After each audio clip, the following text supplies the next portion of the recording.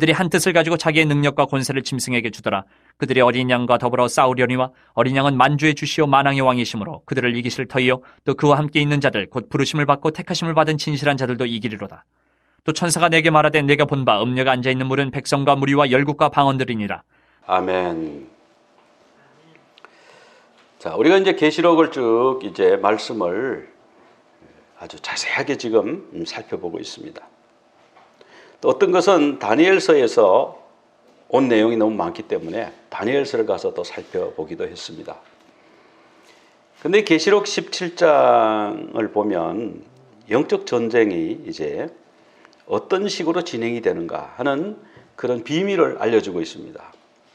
이 영적 전쟁에는요, 두 진영이 있습니다. 계시록 12장부터 그것을 설명하기 시작하고 있어요. 12장에 보면 해를 옷 입은 여자가 나와요. 발 아래는 달이 있어요. 그리고 12별의 면류관을 썼어요. 12별의 관, 스테파노스라고 하는데, 그리고 바로 이어서 또 하나의 이적이 보이는데 용이 나옵니다. 그리고 또 오늘 본문에 나오는 큰 음녀, 큰 음녀가 나오고, 큰 음녀는 누구를 그렇게 박해하느냐 하면은 신부, 어린 양의 신부 될 사람들을 박해해요. 여자의 남은 후손을 박해합니다. 그래서 두 진영의 싸움이고 두 진영의 대결인 걸 볼 수가 있습니다. 또 큰 바벨론과 새 예루살렘이 나옵니다. 그런데 이 예루살렘이라고 하는 말은 이제 우리 발음이 정확한 게 아니에요. 정확한 발음은 예루샬라임이라고 그래요. 이 샬라임, 라임은 뭐냐 하면 쌍수라고 그러는데 쌍으로 돼 있다는 거예요. 두 개가 하나의 짝으로 돼 있다, 그런 뜻입니다. 그러니까 예루샬라임이라고 하는 말은 이 땅에 예루샬라임이라고 하는 도시가 있고 하늘에 하나 더 있다는 거예요. 그래서 새 예루샬라임, 거룩한 성 예루샬라임, 이렇게 성경에 나오고 있습니다. 하늘에 또 예루살렘이 있어요. 물론 그것이 천국이겠죠. 이 땅에 있는 예루살렘하고는 모습이 다르겠죠. 사는 사람도 다르겠죠. 어쨌든 하나님이 다스리시는 새 예루살렘이 있다. 그래서 큰 바벨론이라고 하는 도시가 어마어마하게 크겠죠. 큰 바벨론과 새 예루살렘, 거룩한 새 예루살렘 진영의 대결. 그렇게 요한계시록은 계속 그렇게 풀어내고 있습니다.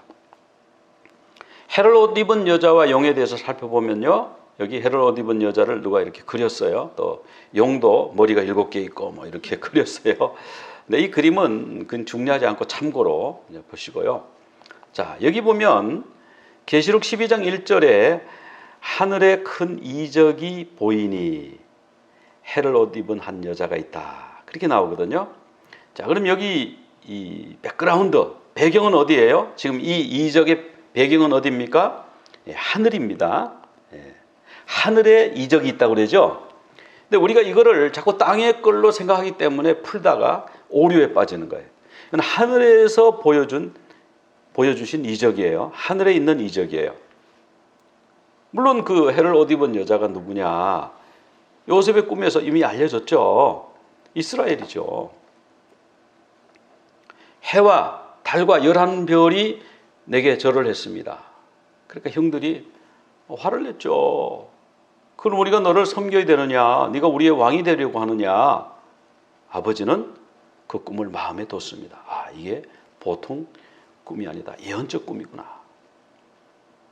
그래서 해를 옷 입은 여자, 달 아래 발이 있고 발 아래 달이 있고 또 12별의 면류관을 쓴 자가 누구인가 하는 것을 이미 알려주셨어요. 그리고 이제 머리에 12별이 달린 스테파노스를 썼어요. 여기 관이라고 그랬는데 관은 스테파노스예요. 이 스테파노스는 뭐냐면은 마라톤 경기자가 끝까지 완주해가지고 우승했을 때 받는 화관이 스테파노스예요. 이거는 지위나 이런 것 때문에 주는 왕관하고 달라요. 이거는 자기가 정말 경주를 끝까지 경주하는 사람이 받는 거예요. 그 다음에 하늘에 또 다른 이적이 보이는데 한 큰 붉은 용이 나왔어요. 그런데 이것도 백그라운드가 어디예요? 이제 이게 두 번째 이적입니다. 그러니까 제가 두 진영이라고 그랬잖아요. 그러니까 그 여자 진영, 여기는 용의 진영이에요. 근데 또 다른 이적인데 이 백그라운드, 이 배경도 역시 하늘에서 이루어졌다. 그렇게 말씀하고 있죠. 하늘에서 이루어지고 있다. 자, 여기 있는 이 용은 스테파노스를 쓴 게 아니고 디아데마를 썼어요. 왕관을 썼어요. 왕관은 노력하지 않아도 받죠. 스테파노스는 노력함으로써 받는 거예요. 근데 이 용이 이 여인, 해를 옷 입고 발 아래 달이 있고 12별의 면류관을 가진 이 여인이 해산하려고 하는데, 해산하면 그 여인이 낳는 아이를 삼키려고 하는 거예요. 잡아먹으려고 하는 거예요. 그런데 그 여자가 아이를 낳았어요. 근데 이 사람은 누구냐? 장차 철장으로 만국을 다스릴 남자. 누구죠? 예수 그리스도. 예수 그리스도예요. 이 예수 그리스도는 계시록 19장 15절에 다시 나와요. 12장 5절에 등장해가지고 19장 15절에 나옵니다. 친히 그들을 철장으로 다스리시며, 이런 말씀이 나와요. 자, 그러니까 예수 그리스도를 낳은 이 여자를 이 용이 말이죠, 얼마나 미워하고 얼마나 박해를 하는지 몰라요. 근데 이 만국을 철장으로 다스릴 남자아이는 하나님과 보좌 앞으로 들려 올라갔습니다. 올라갔다. 이 하르파저라고 하는데 들려 올라갔습니다. 그래서 용이 여자와 이 낳은 아이를 막 잡아먹으려고 막 그러니까 여자가 어떻게 하냐면 피난을 가요. 계시록 12장 6절에 보면은 광야로 도망을 가서 거기서 1260일 동안 만국을 철장으로 다스릴 그 남자를 양육하기 위해서 하나님이 예비하신 곳에 있더라. 이렇게 나와요. 그러니까 우리가 이게 도대체 무슨 얘기냐? 광야로 도망가서 1260일 동안 뭐 누구를 양육하는 거냐? 뭐 이런 여러 가지가 있는데 성경 말씀에 그게 나와요. 마태복음 2장 13절에 보면은 헤롯이, 아니 동방 박사들이 그냥 갔어? 아, 내가 속았구나. 그래가지고 그러면 그 일대에 있는 2살 이하의 아이는 몽땅 다 죽여라. 명령이 떨어진 거예요. 그날 밤에, 그 명령이 떨어진 날 밤에 요셉에게 천사가 꿈에 나타난 거예요. 그래서 헤롯이 아이를 죽이려고 하니까 빨리 애굽으로 피난하라. 하필이면 딴 데도 아니고 애굽으로 가라고 그러셔요. 애굽으로. 이게 다 의미가 있는 거예요. 그래서 마태복음 2장 14절에 보면은 요셉이 즉각 순종입니다. 자, 꿈을 밤에 꿨겠죠? 근데 딱 일어나서 내일 아침에 들이닥치겠다. 빨리 피난해야 된다. 그래서 밤에, 성경이 나오죠? 밤에 아기와 그의 어머니를 데리고 애굽으로 떠나가.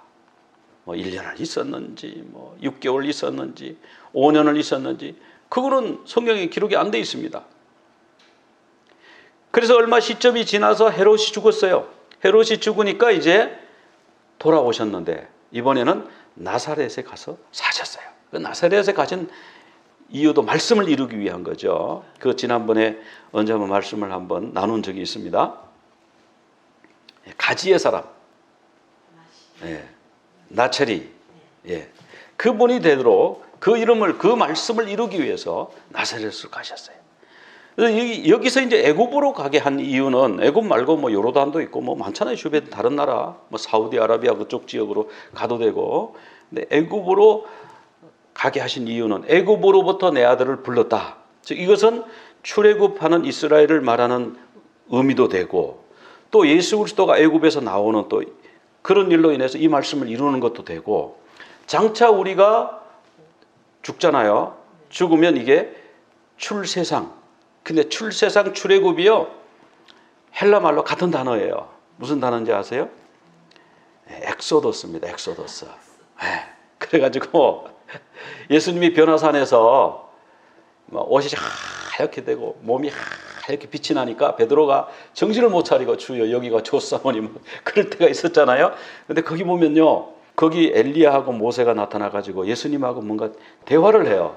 무슨 얘기인가 베드로가 가만 들어보니까 장차 예수 그리스도께서 별세하실 것을 의논하더라 이거예요.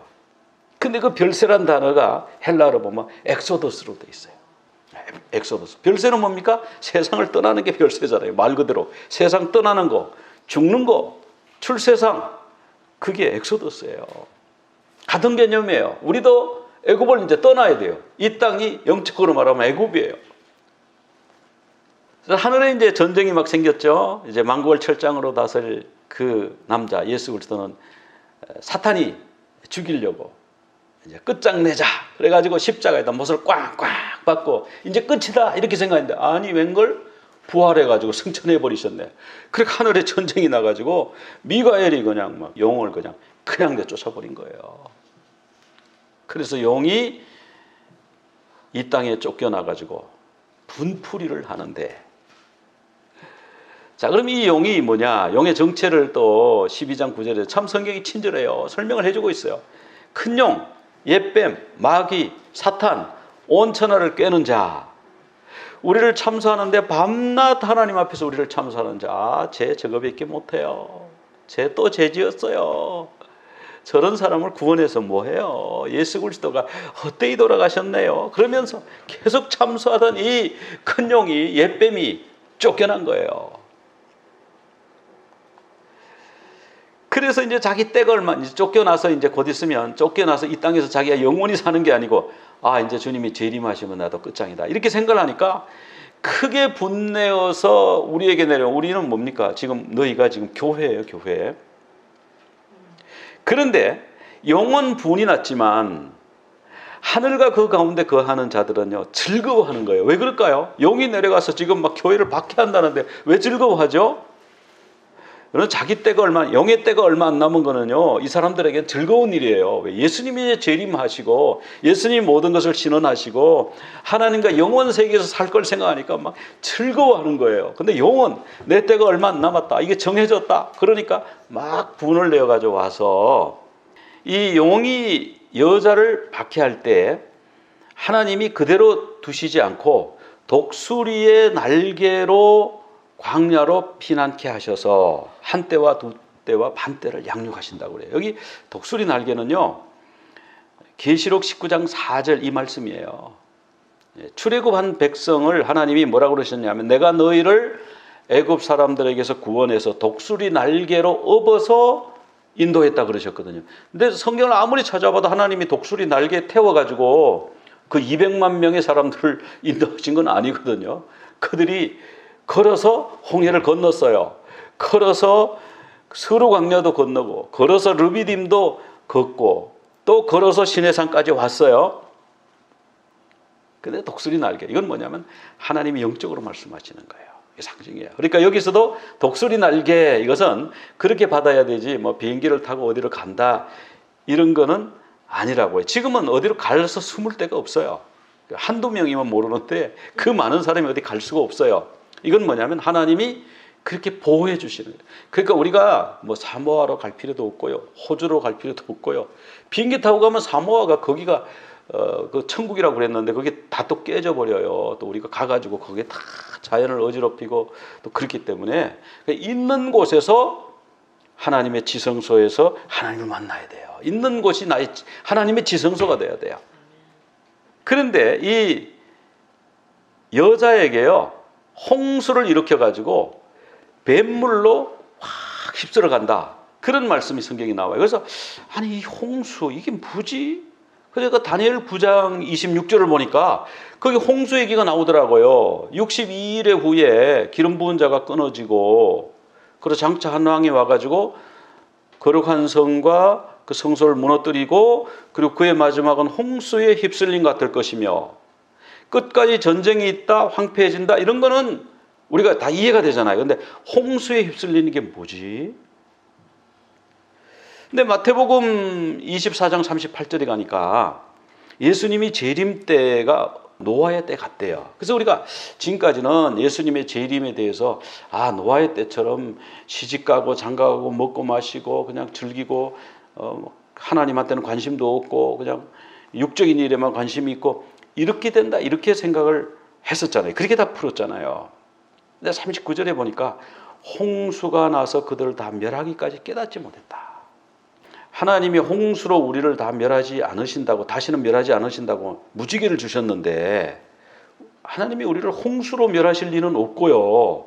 그럼 뱀이 물을 입으로 강같이 토하네. 그 뱀의 입에서 홍수가 나오는 거예요. 지금 계시록 12장 15절이. 이게 뭐지? 그래서 여자가 물에 떠내려가게 하려고 하는 거예요, 지금.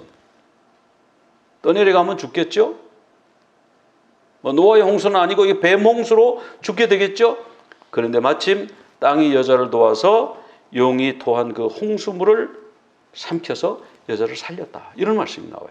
그럼 뱀물이 뭘까? 뱀의 입에서 나오는 이 강물, 뭐 뱀이 콸콸콸 쏟아내는데 뭐 실제로 뱀 입에서 뭐 그렇게 막 나오는 게 아니고 이게 다 영적인 거고, 이게 그래서 이적이라고 그랬잖아요. 하늘의 이적. 입에서 뭔가가 막 홍수처럼 쏟아 나오니까 사람들이 막 휩쓸려서 가는 거예요. 휩쓸려서.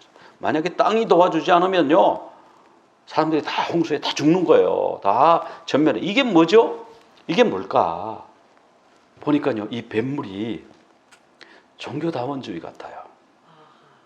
그래서 사람들이, 예수 믿는 사람들이 교회당에 뭐 많다. 지금 천주교하고 기독교 다 합치면 한 25억 된대요. 근데 예수님이 뭐라고 그러냐면 인자가 올 때에 믿음을 보겠느냐, 그렇게 말씀하셨거든요. 그 믿는 자가 믿음이 별로 없다는 건 마지막 시대. 그럼 이게 뭘까? 그러니까 예배당에 앉아 있는데 종교인들이 앉아 있는 거예요. 종교인이에요, 그냥. 종교다원주의. 예수님 믿어도 구원받고, 불공을 드려도 구원받고, 힌두교를 믿어도 구원받고, 우리 다 평화롭다. 다 서로 싸우지 말고 서로 잘 살자. 왜 기독교에서 믿는 예수 그리스도 하나님에게만 구원이 있다고 하느냐? 아니, 등산 가는데 뭐 남쪽에도 길이 있고 북쪽에도 길이 있고 사방에 길이 있는데 정상에만 올라가면 되지. 이렇게 믿는 사람들이 우리 안에, 교회 안에 이런 일들이 있다는 거예요. 이게 홍수죠. 이게 다 쓸려가는, 다 영혼들이 다 쓸려가는 거예요. 일부만 남아요, 일부만. 그러니까 주님 재림하실 때에 믿음을 보겠느냐, 그렇게 말씀하신 거 아니겠어요? 그래서 와, 이거 종교다원주의네. 또 차별금지법. 여러분, 이 차별금지법 이거 통과되면요, 예수님만이 길이다 이러면 걸리는 거예요, 벌써. 차별을 하지 않고 얼마나 좋아. 불신자들은 볼 때, 아니 차별하지 말자는데 왜 기독교는 차별금지법을 반대하지? 서로 남녀 차별도 안 하고, 인종 차별도 안 하고, 정상인 뭐 장애인 차별 안 하고, 얼마나 좋은데 이걸 반대하냐. 그런데요, 만약에 우리가 예수 그리스도만이 길입니다, 다른 거 믿으면 구원 못 받고 예수님만 믿어야 구원 받습니다, 이렇게 말하는 순간에 우리는 차별법을 유화하는 게 되는 거예요. 성경에 나오는 동성애를 언급하는 순간에 우리는 동성애자를 차별하고 정죄하는 사람들이 돼가지고 우리는요, 범죄인이 되는 거예요. 그래서요, 뉴질랜드가 기독교가 확 줄었죠. 없잖아요, 지금. 영국이 지금 1%. 그 영국이 기독교 국가였잖아요. 유명한 나라. 그래서 전 세계를 참 이 다스리던, 해가 지지 않는 제국을 건설했던 나라인데 지금은요, 이슬람 인구가요, 기독교인 인구보다 더 많다는 거예요. 뭐 때문에? 차별금지법. 전도를 못하게 하는 거죠. 미국도요, 여기 헐리우드에 나가서 오바마 때는 전도하면은 경찰이 잡아갔대요. 트럼프 때는 신고를 하면 경찰이 와서 그냥 이렇게 보고 확인하고 간대요. 지금은 모르겠어요. 지금 이런 때는 어떻게 되는지 모르겠는데, 이게 뭐냐면 이제 누가 정권을 잡냐에 따라 가지고 전도도 못합니다. 왜? 이게 전도하는 것 자체가 차별금지법이에요. 예수 천당 불신제국, 이 말이 얼마나 차별적인 말이에요. 안 믿는 사람 지옥 간다 그러니까. 그러니까 이런 차별금지법이 딱 통과되면 완전히 교회는 이제 무너져 내리는 거예요. 이게 이제 홍수, 대홍수입니다. 그런데 이 일을 주도하는 국회의원들이 3분의 2 이상이 기독교인이래요. 네. 그 교회에서 목사님들이 그 국회의원이 교회를 출석하는지 안 하는지 그냥 이름만 올려놓고 왔다 갔다 하는지 몰라도 그 교회에서 그 소속된 교회 목사님이 그 국회의원에게 전화해야 돼요.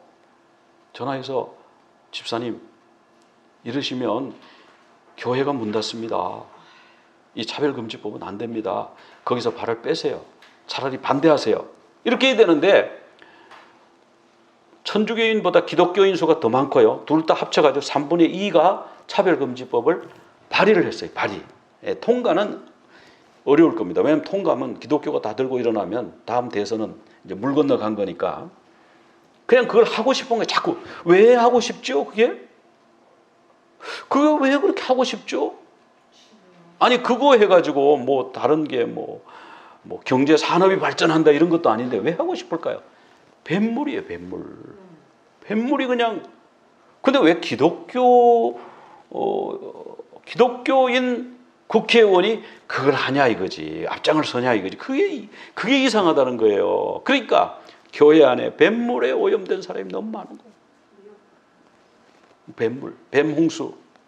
하나님은 우리를 홍수로 멸망시키지 않으려고 하는데 뱀은 노아 홍수를 흉내내가지고 사람들을 물로 한번 싹 쓸어보자. 그 물이 입에서 나오는, 뱀의 입에서 나오잖아요. 뱀의 입에서 나오는 종교다원주의.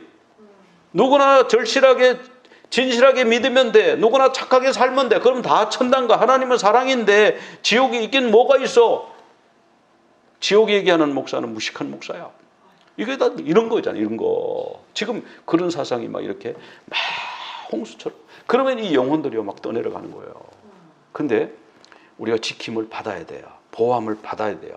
땅이 입을 벌려서 해야 되는데 그 보호함을 받는 것이 바로 엘리야가 그랬잖아요. 하나님 앞에 하나님 저만 남았습니다. 다 바르게 무릎을 꿇었습니다. 다 홍수에 휩쓸려 갔어요. 다 죽었어요. 하나님 저만 남았어요. 그랬더니 하나님이 아니야 7,000명 내가 남겨뒀어. 여러분 다 7,000명 안에 들어가시길 바랍니다. 근데 여기 보면 이제 피스티스 세상에서 믿음을 보겠느냐 인자가 올 때 믿음을 보겠냐 그래서 피스티스인데 헬라말로 제가 사전을 찾아보고 또 깜짝 놀랐어요. 그게 뭐라면 피스티스가 페이스잖아요. 믿음이잖아요. Always a gift from God이래요. 항상 하나님으로부터 오는 선물이래요. 믿음이. 이거 사전 맞아? 사전에 어떻게 이렇게 기록됐지? 그리고 사람에 의해서 만들어질 수 없는 거예요. 절대 never. 절대 사람이 믿음을 만들 수가 없대요. 페이스는. 그래서 제가 이게 어째서 이런가 보니까 이 피스티스라는 말이요. 설득당하다 이런 말이에요. 그러니까 우리가 사람의 말로 철학으로 논리로 이론으로 설득해가지고는 믿음이 안 오는 거예요. 지적인 동의는 되는데 영적으로 하나님에 대한 믿음이 딱 생기려면 하나님으로부터 이게 기프트로 와야 돼요. 그래서 이 기프트 하나님한테 이 기프트를 달라고 이 믿음을 달라고 기도하는 사람이 말세에 적은 거예요. 교회와 앉아있는 사람은 많아요. 종교인이에요. 종교인. 하나님으로부터 오는 믿음이 없고 자기 신념으로 앉아있으니까 다 홍수에 휩쓸리는 거지. 이제 그냥 막 지금 교회 안에서도 차별금지법 찬성하는 분들이 엄청 많습니다. 좋은 거잖아. 이름이 얼마나 좋아요. 차별하지 말고 서로 평화롭게 사이좋게 살자는데 얼마나 이상적이고 얼마나 아름답고 얼마나 낙원 같은 소리를 지금 하고 있는 거예요. 근데 그 내면은 그렇지 않다니까요. 그게 기독교 박해하는 이론이라니까 그게요. 근데 용이 이제 최종적으로 여자의 남은 자손하고 싸우려고 바닷가 모래 위에 서 있습니다. 여자의 남은 자손은 누구냐? 하나님의 계명을 지키고 예수의 증거를 가진 자라고 표현되어 있어요. 하나님의 계명을 지키는 자, 유대인이 하나님 계명 지키죠. 교회가 하나님 계명 지키죠. 근데 플러스 하나님의 계명 플러스 예수의 증거예요. 예수의 증거 유대인에게는 없죠. 유대인은 물론 뭐 메시아닉 주도 소수가 있지만 전반적으로 유대인들은 예수의 증거가 없어요. 그럼 유대인은 여기서 탈락. 그럼 예수의 증거를 가진 자 교회죠. 그럼 하나님의 계명을 지키며 예수의 증거를 가진 자는 교회인데 곧 이 교회는 여자의 남은 자손이다. 계시록에 이렇게 표현되어 있는 거예요. 영은 누구와 싸우느냐? 여자의 남은 자손 교회와 싸울 거예요. 성경이 나오잖아요. 그대로 나오잖아요. 근데 싸울 때 어떻게 싸우느냐? 바다에 모래 위에 서 있어요. 뭐 하려고 모래 위에 서 있죠? 짐승을 기다리는 거예요. 바다에서 짐승이 올라오는데 다니엘서 7장에서 살펴봤던 그 4마리의 짐승을 합친 짐승이 올라오는 거예요. 그 다니엘서에는 사자가 나오고, 여기 이렇게 사자가 나오고, 곰이 나오고, 머리 내달린 표범이 나오고, 무시무시한 짐승, 저는 용이라고 표현하고 싶은데, 이 4짐승이 차례차례 순서를 정해가지고 나왔는데, 요한계시록에서는요, 이게 한꺼번에 합체가 돼가지고 하나가 돼서 올라왔어요. 이건 뭐예요? 마지막 때 올라올 이 제국의 통치자, 이 권세는 무시무시하다. 그런데 대상이 누구냐? 그 전투하는 그 싸우는 증오의 그 대상이 누구냐 하면 여자의 남은 후손인 거예요. 남은 자손인 거예요. 그 여자의 남은 자손이 누군데? 아까 교회라고 그랬죠. 하나님의 계명을 지키고 예수의 증거를 가요. 이런 이 짐승에 대해서는 또 계시록 13장 이런 데서 또 다 다루었으니까 이제 넘어가고요. 그 다음에 짐승이 또 올라오는데 땅에서 올라오는 짐승이에요. 근데 이 짐승은요, 어린 양같이 생겼어요. 자, 어린 양은 뭐죠? 사람들 볼 때 정말 귀엽고 예쁘고 착하고, 예수님이 어린 양으로 돌아가셨잖아요. 예수님 같은 거예요, 예수님. 근데 진짜 예수님, 이게 거짓 종교고, 그 다음에 언론입니다. 언론, 선지자, 거짓 선지자, 언론이에요. 요즘 언론이 거의 종교 수준이에요. 팩트를 보도하는 게 아니고. 그 2뿔이 있어요. 2뿔이 있는데 거기에 왕관은 없어요. 이게 뭡니까? 이거는 통치 세력이 아니고 종교하고 언론과 같이 통치 세력의 일을 수행하는 존재구나. 그런데 생기기는 양처럼 생겼는데 말을 용처럼 하는 거예요. 용의 말을 하고 있는 거예요. 참남된 말을 하고. 자, 이 용이 와가지고 바다에서 올라오는 짐승, 땅에서 올라오는 짐승, 그리고 또 하나 나오네요. 큰 음녀. 네, 큰 음녀. 이 큰 음녀에 대해서는 좀 몇 주 살펴봤고, 또 계시록 17장 1절, 2절, 3절, 4절, 5절, 6절, 18절에 큰 음녀에 대해서 자세하게 설명을 하고 있어요. 이건 이따가 종합적으로 살펴보고요. 이 큰 음녀에 대해서 굉장히 자세하게 성경에서 묘사하고 있습니다. 그리고 계시록 21장에 가면은 신부, 어린 양의 아내에 대해서 말씀하고 있는데, 여기서 굉장히 재미있는 걸 하나 발견했어요. 계시록 21장 9절에 보면 7 대접을 가지고 7 재앙을 담은 7 천사 중에 하나가, 지금 이 얘기가 뭐죠? 7 대접 재앙이 계시록 16장 17절에서 끝났어요. 근데 여기 계시록 21장 9절은 뭐예요? 아직 끝나지 않았어요. 그래서 제가 여기 원어를 찾아보니까 7 대접을 가지고 마지막 7 재앙을 담은 7 천사라고 그래가지고, 그럼 이게 마지막 뭐가 남았나 해가지고 원어를 보니까요, 이게 복수형이에요. 7 재앙들. 그러니까 그 대접에다가 각 천사들이 한 가지 재앙씩 들고 나왔잖아요. 그걸 16장 17절에서 다 쏟았어요. 마지막 여기 보면 여기 다 쏟았잖아요. 16장 17절 같이 읽어볼까요?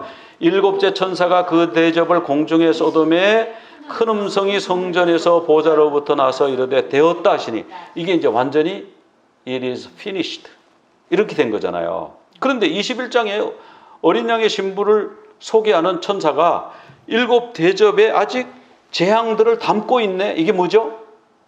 그러니까 계시록을 1장은 언제, 2장은 언제, 이게 시간 순서대로 기록됐다고 생각하면 안 되는 거예요. 이게 그래서 여기 그 증거가 나오는 거예요. 이건 뭐냐면 7 대접 재앙이 이루어지는 그 사이에, 7 대접 심판이 이루어지는 그 사이에 보여준 거예요. 근데 그 사이에 끼워 넣으면 복잡하고 이해가 안 되니까 딱 7 대접 재앙 시리즈를 딱 끝내고 나서 보충으로 이제 설명을 해주는 겁니다. 계시록 17장 1절에도 보면 7 대접을 가진 7 천사 중 하나가 와서 말하되, 아직 대접에요, 빈 대접을 들고 있는 게 아니에요. 지금 대접에 뭘 담고 있는 거예요. 담고 지금. 그러니까 계시록은 17장 다음에 18장이 나오고 18장 다음에 19장이 나오고 대략은 그 순서대로 대략은 따라가요. 대략은. 근데 그걸 절대적으로 해가지고 계시록 21장 그 나오는 신부 얘기를 그럼 어디다 넣을 거예요? 지금 7 대접 재앙이 다 끝났는데. 그렇기 때문에 계시록은 어떤 것은 뒤에 이렇게 보충 설명하기도 하고, 좀 뒤로 갈 걸 앞으로 당겨 놓은 것도 있고, 예. 좀 앞에 가야 될 게 뒤로 나온 것도 있고, 뭐 그런 게 있다는 걸 우리가 봐야 돼요. 왜냐하면 이 환상을 책에다 적어야 되는데 그럴 수밖에 없잖아요. 그래서 이제 음료는 보니까 이마에 이름이 기록되었으니 비밀이라.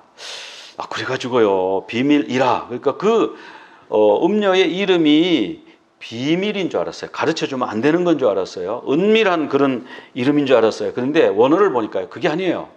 이름이 이마에 딱 기록이 되는데 비밀, 그리고 큰 성 바벨론이라고 그랬는데 헬라 말로는요, 큰 성 바빌론이 아니고 바빌론 해 메갈레, 그래가지고 큰 바벨론 이렇게 돼 있어요. 큰 바벨론.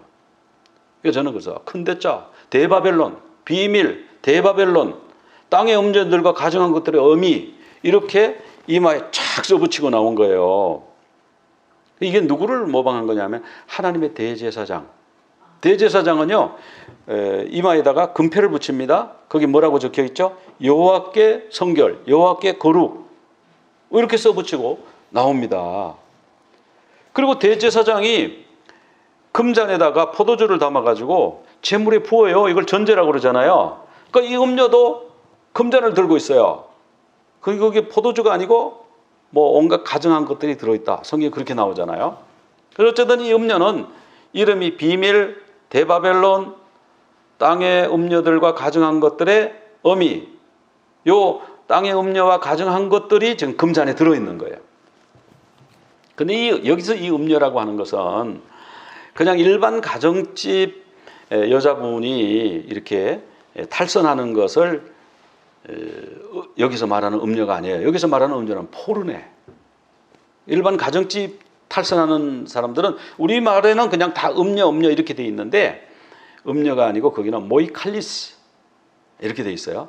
포르네는 뭐냐 하면 포르네는 돈 받고 성을 사고 팔고 하는 걸 포르네라고 해요. 그러니까 거래가 있는 거예요. 자, 이 큰 음료에 대해서 성경이 묘사하고 있는 거, 아까 1절부터 18절 사이에 있는 그것을 한번 좀 이렇게 요약을 한번 해서 정리를 해봤어요. 자, 첫째, 음료는 많은 물 위에 앉아있다. 음료가 앉은 이 물은 백성과 무리와 일국과 방언들이라고 15절에 설명하고 있거든요. 그러니까 전 세계를 통치하는 거예요. 다스리는 거예요. 막강한 경제력으로. 자, 음료니까, 포르네니까 뭐 해요? 돈 주고 사고 팔고 하는 거예요. 그러니까 그런 우상을 섬기는 거, 뭐 이런 것들을 다 돈으로, 외교력으로, 군사력으로, 어쨌든 열방을 지배하면서 영향력을 막 미치고 있는 거예요. 그럼 이 음료의 상대는 누구냐? 땅의 임금들, 그러니까 뭐 대통령, 하다못해 국회의원, 장관들, 이런 실세, 귀족들, 부자들, 이런 사람들이 음료예요. 그러니까 이런 그 문화, 하나님을 대적하는 이 문화를요, 이 통치자들한테 막 부어주는 거예요. 그러니까 중국 보세요, 중국.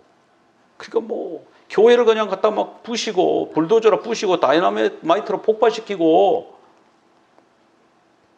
그 교인들을 잡아가고, 목사님들을 감옥에다 가둬버리고, 선교사 다 내쫓아버리고. 왜 그럴까요? 그게 음료가 그렇게 만들어요. 땅의 임금들에게 그렇게 하는 거예요. 그렇게 해서 또 이렇게 당근을 주는 거죠. 그렇게 함으로써 얻는 게 뭐가 있으니까. 손해나면 그렇게 안 하죠. 뭐가 얻는 게 있어요, 그게. 자기가 생각할 때 이렇게 함으로써 나라가 더 견고해진다든지, 자기 지위가 더 견고해진다든지, 뭐가 있는 거예요. 그리고 땅에 사는 자들. 돈으로 매매하는 거예요. 포르네는 돈으로 매매하는 거라고 했죠. 그래서 이 돈으로 왕성하게 교류를 하고요. 무역을 하고 금융을 하고 우상 숭배를 하고 하나님을 대적하는 문화를, 하나님을 대적하는 종교를 열방에다가 퍼뜨리는 거예요. 이게 다 용의 뒤에서 하는 거예요. 그러면 이 음료가 붉은빛 짐승을 탔어요. 근데 이 짐승이 세계를 다스리는 짐승이죠. 그 짐승의 뒤에, 그 통치자 뒤에 있는 것을 보고, 그리고 이 짐승에게는 신성 모독하는, 하나님을 모독하는 이름이 가득해요. 이 하나님의 대적이다. 속성을 그대로 보여주죠. 사전에 가면 옷을 입었는데 어떤 옷을 입으면 자줏빛하고 붉은빛. 자줏빛은 뭐냐 하면은 귀족들 옷이에요. 왕족들의 옷이에요. 권력, 부. 붉은빛은 창녀들의 옷이에요. 자줏빛, 붉은빛. 그러니까 정말 부유한데 뭐 정말 세련되고 멋있고 비싼데 사는데 이 삶은 완전히 창녀와 같은 삶. 그리고 또 보면은 금은 보석으로 치렁치렁 몸을 치장을 했네요. 사치, 돈이 많아요. 그 다음에 손에 금잔, 가정한 물것과 그 음행에 더러운 것이 가득하다. 아까 설명을 드렸죠. 우상숭배, 이건 한마디로 말하면 우상숭배예요. 그래서 하나님 앞에 예배드리지 않고 우상에게 예배드리는 거, 이런 거에 대한 표현이죠. 6절에 보니까 성도들의 피와 예수의 증인들의 피에 취했다. 자, 이게 지금 성경이 지금 굉장히 일관성이 있죠. 용이 내려와서 누구와 싸우려고 한다고요? 여자의 후손과 싸우려고 바다의 짐승을 불러올리고 그 다음에 땅의 짐승을 불러올리고 그 다음에 누구를 또 동원해요? 음녀를 동원하는 거야. 그래서 음녀는 이 비밀이라고, 이름이 비밀이잖아요. 눈에 드러나지 않고 샥 홍수처럼 사람들을 막 휩쓸어 가는 거예요. 그 홍수에 휩쓸리면 구원이 없는 거예요. 그냥 그 예수는 좋지. 4대 성인 중에 한 분. 부처도 좋지. 다 4대 성인 중에 한 분. 누구를 믿어도 돼. 우리는 누구만 믿으라고 안 그래. PC. 이것도 좋고 저것도 좋고. 마음 상하게 하면 안 되잖아. 우리가 서로 사이 좋아야 되잖아. 이런 거. 그런데 여자의 후손하고는 원수인 거예요. 여자의 후손은 박멸시키려고 그래. 유대인은 박멸시켜버리려고 그래. 유대인을 아예 이 세상에서 지워야 된다고 생각하는 그룹 있죠. 그죠? 잘 아시죠, 여러분? 그분들하고 이 음녀의 세력들은 교회, 여자의 후손을 성도들의 피와 예수의 증인들의 피에 취했다고 그러죠. 그러니까 이게 그때 로마의 그 당시 상황을 지금 말씀하는 건데 많은 사람들이 죽었다는 거예요. 순교당했다는 거예요. 여자의 후손을 박해하는. 그래서 앞으로 교회가 마지막 시대에 신앙의 자유를 누리면서 평안하게 부흥할 것이다. 지금까지 부흥한 것으로 인업이에요. 지금 부흥할 때 이 힘을 잘 활용해 갖고 막 선교를 확 했어야 되는데 우리는 이 부흥하는 것을 너무 이거를 즐거워했어. 여기 이 베드로처럼 여기다가 집을 짓고 주님과 함께 천년만년 삽시다 이랬는데 주님이 아니야. 내가 곧 갈 건데. 지금 이제 대적이 있다는 걸 우리가 알아야 돼요. 영이 그냥 안 놔둘 거예요. 그러니까 우리가 딱 알고 믿음으로 해야지. 믿음을 안 가지고 있으면 이 사람들은 두려워서 무서워갖고 교회를 떠난다니까. 벌써부터 떠나고요. 그전에는 자유가 구속받는 게 싫어가지고 교회를 안 나왔고, 술, 담배 하지 말라면서요. 어디 주일날 어디 가려고 그래도 골프 좀 치러 가려고 그래도 등산을 가려고 그래도 예배 드리고 가야 되니 갈 데가 있나. 다 친구들은 다 아침부터 나가 치는데 오후에 나가가지고 몰라. 옛날에는 그래가지고 교회를 못 나가고 떠나갔는데 이제는 다른 이유로 차별금지법으로 또 지금 코로나로 지금 교회로 자꾸 떠나는 거예요. 온라인으로 예배 드리는 거 좋은데 문제는 뭐냐면 온라인으로 예배를 제대로 안 드리고 설교만 지금 열심히 보고 있다니까. 지금 교회에서도 자꾸 설교로만 올려. 그래서 저는 설교도 올리지만은 먼저 예배를 올리잖아요. 토요일 날 예배를 해가지고 예배를 유튜브에 올리고 그걸로 예배를 드리시라 그러고 그 다음에 또 설교를 또 올리는 거예요. 네. 그러니까 우리 설교 보는 것은 좋죠. 그런데 예배를 반드시 드리고 나서 봐야 돼요. 설교 5편 본다고 그 예배 드린 겁니까? 예배 5번 드린 겁니까? 아니에요. 네. 그래서요, 이 코로나 와가지고 사람들이 지금 홍수에 휩쓸려 가는 것 같아요. 이제 나중에 끝나가지고 모여봐야 되는데 모여보면 홍수에 휩쓸린 사람들이 좀 있지 않겠나. 퍼센테이지가 좀 많지 않겠나. 그게 지금 걱정입니다. 그거 지금 놓고 기도하고 지금 우리가 그거를 지금 막기 위해서 지금 온라인 사역을 확장을 해야 돼요. 그 다음에 마지막 절에 보면 이 음녀는 땅의 왕들을 다스리는 큰 성이다. 즉 대바벨론. 자, 그러니까 앞으로 이 마지막 시대의 대적이 될 세력은 뭐냐면 시골에 있는 조그마한 도시가 아니고 큰 도시. 그 큰 도시 하나는요 웬만한 나라 국력보다가 더 강하잖아요. 그런 큰 도시. 그 당시에는 로마가 음녀의 지배를 받았어요. 7산 위에 음녀가 탁 앉아가지고 로마를 통치하니까 완전히 이 사람들이 그냥 기독교를 완전히 박해하는, 그 기독교 박해하는 게 저 황제가 왜 저러지? 지금 미쳤나? 그게 아니고 그를 미치게 하는 세력이 뒤에 음녀가 있다. 그것을 요한계시록에서 가르쳐주고 있는 거예요. 지금 마지막 시대에 교회를 박해하고 뭐 이상하게 교회를 막 다원주의로 막 이상하게 막 끌고 가 교인들이 많이 물들어가지고 지금 뱀물에 막 허우적거리는 이게 누구 어떤 뭐 사람이 지금 왜 저러지 저 사람이 왜 저러지 갑자기 그게 아니고요. 뒤에 음녀가 지금 그렇게 하는 거예요. 근데 음녀가요 이런 일을 해놓고 자기가 상을 받고 영화를 누리는 게 아니고 나중에 수치를 당하고 죽습니다. 그건 다음 주에 설명드리겠습니다. 자, 영이 무엇으로 여자와 여자의 후손을 죽이려 합니까? 입에서 나오는 강물로, 그 뱀의 물로, 그죠? 뱀의 홍수로, 뱀물로 여자와 여자의 후손을 죽여요. 이제는 진짜 뭐 어떤 분은 또 문자적으로 뭐 홍수가 나서 죽는다 이런데 그 홍수는 이제 노아 홍수 때 하나님이 약속을 하셨고 물로 다시 나는 심판 안 할게. 그런데 이제 물로 심판하려고 그러는 존재가 있어요. 누가? 뱀이 옛날에 하나님 하는 걸 봤거든. 그걸 흉내내가지고 하는데 이건 진짜 물이 아니고 뭐예요? 입에서 나오는 뱀물로 막 사상, 하나님을 대적하는 막 이상한 사상, 전부 종교인 만드는 사상을 확 보내가지고 전부 멀쩡하게 교회에 앉아 있는데 말씀을 듣긴 듣는데 전부 자기 그 받아들이는 이게 다른 시스템이 다른 거예요. 다르게 해석하고 하나님 말씀을 곧대로 안 받아들이는 거예요. 그러니까 피스티스를 보겠느냐. 교인들이 없다 그러지 않으시고 믿음이 없다 그러는 거예요. 교인이 많이 앉아 있어요. 교회가 있어요. 그런데 진짜 하나님으로부터 받은 믿음을 가진 사람이 드문 거예요. 인자가 올 때 믿음을 보겠느냐. 그럼 우리는 이제 어떻게 해야 되죠?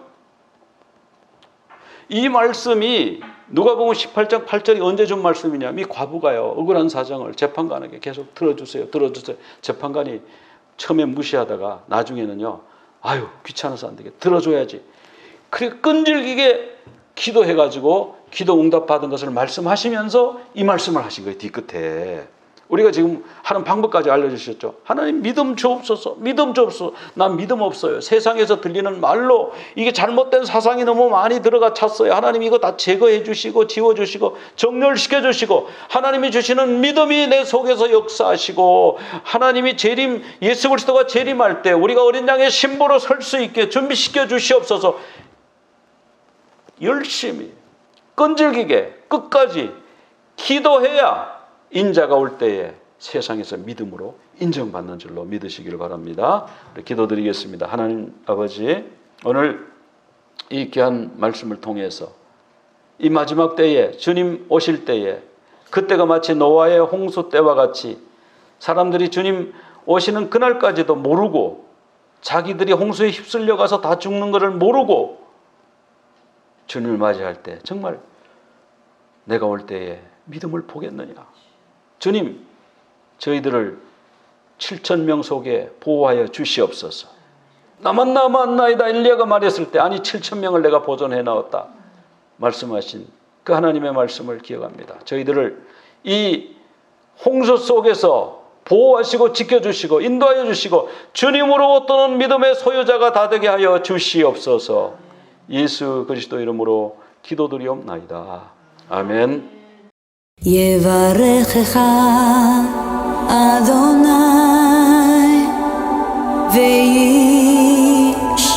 וישמרך יאר אדוני פניו אליך והוניקה יישא אדוני פניו אליך ויעשה לך שלום ויעשה לך שלום